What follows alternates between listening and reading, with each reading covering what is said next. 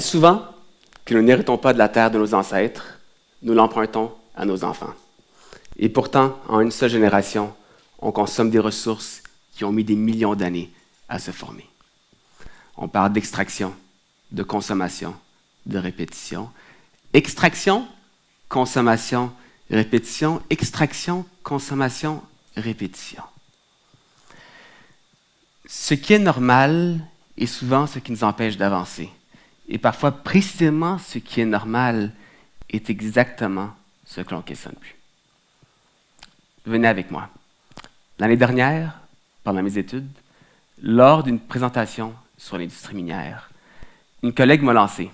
« Jabert, je ne pourrais jamais travailler pour une industrie aussi polluante. » Mon cerveau d'ingénieur s'est activé immédiatement.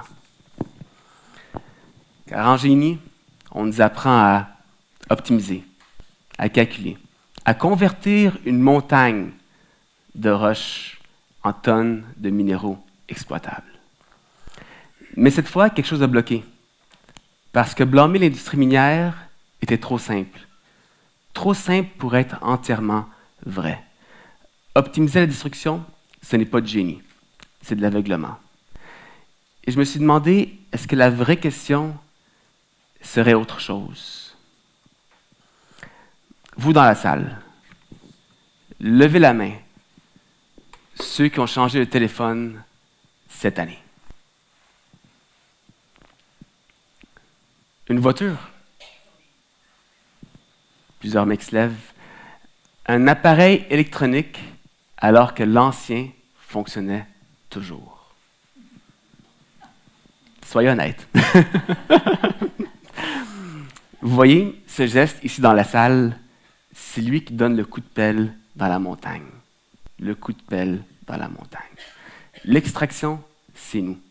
Ça ne vient pas d'une corporation.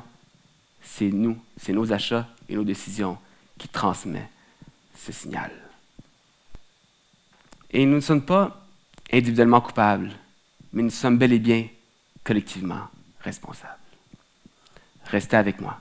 Un bon soir, j'étais assis sur le divan, chez nous, avec mes enfants. On jouait, on s'amusait, on riait ensemble. Et je leur ai lancé une question qui me paraît si simple. Je leur ai demandé, les légumes, ça vient d'où? Ils m'ont regardé en riant, et c'est un très beau moment. Mais papa, ça vient d'épicerie, voyons. Quelle question! Et je suis certain que plusieurs d'entre vous ont répondu à la même chose, juste à vous regarder ici dans la salle. Fait que je leur ai répondu, de l'épicerie, vraiment? Pas d'une ferme? Pas de la terre? Et je me suis reposé la même question. Notre téléphone, il vient d'où? D'un magasin? D'une usine? Ou de la terre? Vous savez, je regarde mes enfants et je les envie.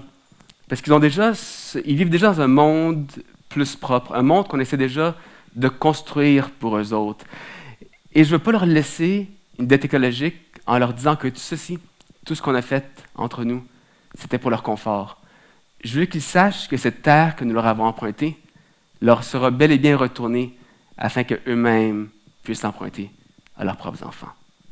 Et pour ça, nous devons changer nos habitudes. Regardons à nouveau notre téléphone, nos voitures dans les stationnements, les structures de ce bâtiment. Qu'est-ce qu'on y voit?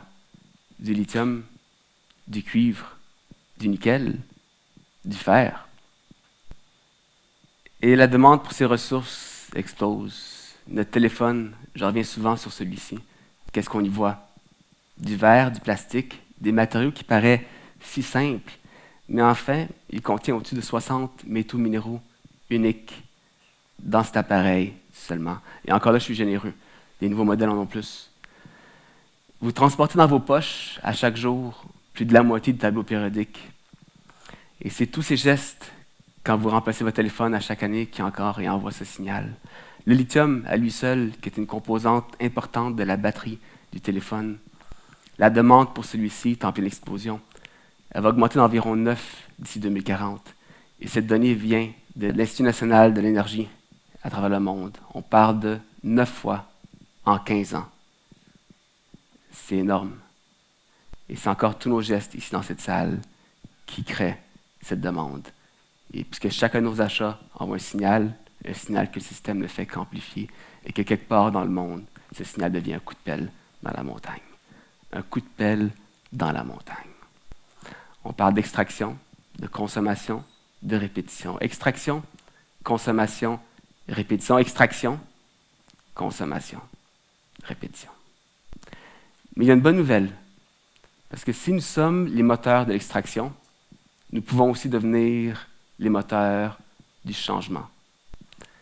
Ça implique réparer ce que nous avons abîmé, partager ce que nous avons accumulé, régénérer ce que nous avons consommé ou extrait.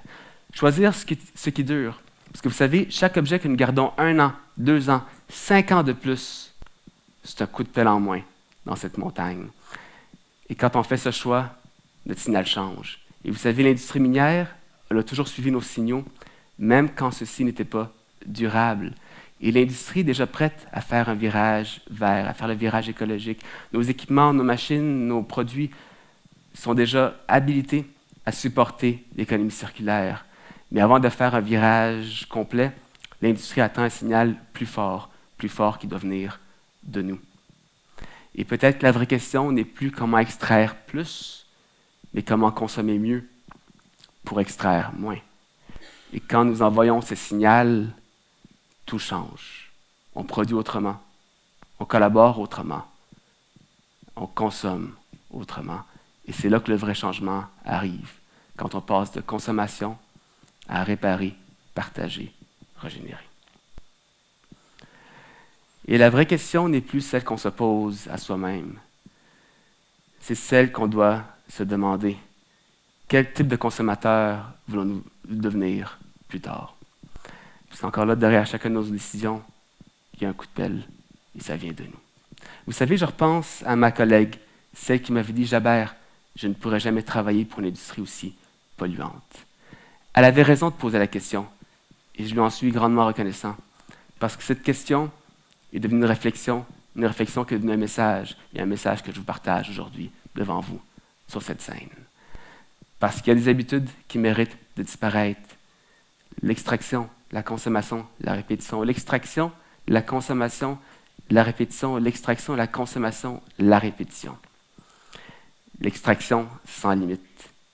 La consommation sans conscience.